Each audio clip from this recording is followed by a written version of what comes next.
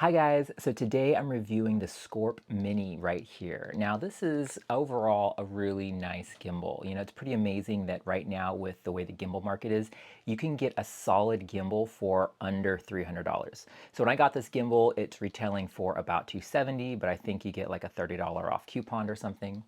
Before I get into the details of the gimbal, I just want to say that overall, I definitely recommend this gimbal. Just know that you're going to be limited on the size of cameras. Obviously, there's the payload. I think it's like 2.6 pounds or something. But also just because of the design of the gimbal, you're not going to be able to mount a camera with a very big lens. On here, you can see I was able to mount my FX3, like no problem with this little Cinema Prime on the front. But trying to mount the same camera with a Sigma 24-70, I'm not able to slide the camera far enough back to get it to balance properly. Also, as far as sliding it back to the side, I have it pretty much pushed as far to the side as I can to get it to be level. So any more weight, you put any sort of monitors or anything on here, it's not going to balance properly. But that's, this gimbal's not made for a bigger camera setup. It's made for, small, small mirrorless cameras, action cameras, cell phones, that kind of thing. So it is pretty cool that you can balance, a more professional camera on here. You're just limited to the lens. How big the lens is, right?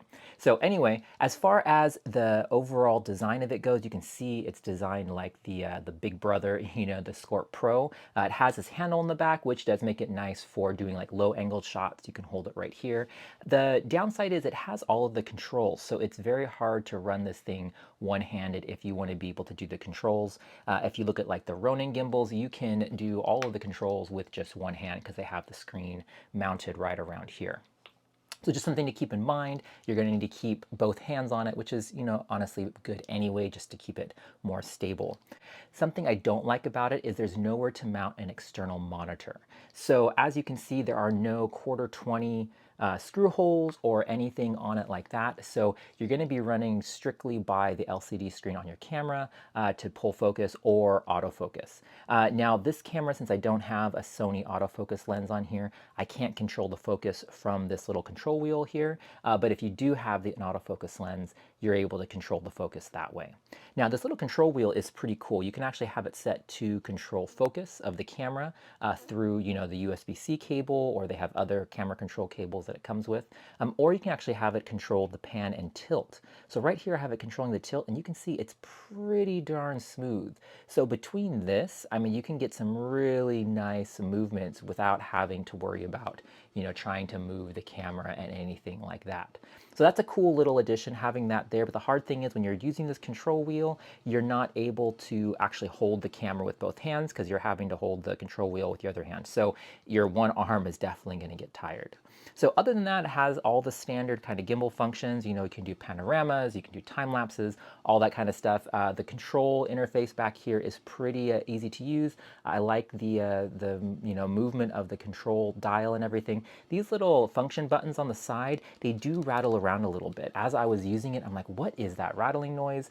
Not the rattling noise you hear behind me. I think that's one of my hard drives bumping against the other one. I'm gonna have to fix that here in a second. But as I was using this, it was jiggling just a little bit, and I just found out it's these little buttons. They're not quite solid. But other than that, like, the build quality is really nice. Something that's interesting is when you're adjusting the gimbal to lock the different adjustments on here, you turn these knobs. You can kind of see it right here. So they are a little fiddly to get it to like tighten down or to loosen up, so you're able to slide the different axes back and forth to be able to get the gimbal to balance. But they do lock it down tight. It's just a little bit different than like a little flip lever or something like that.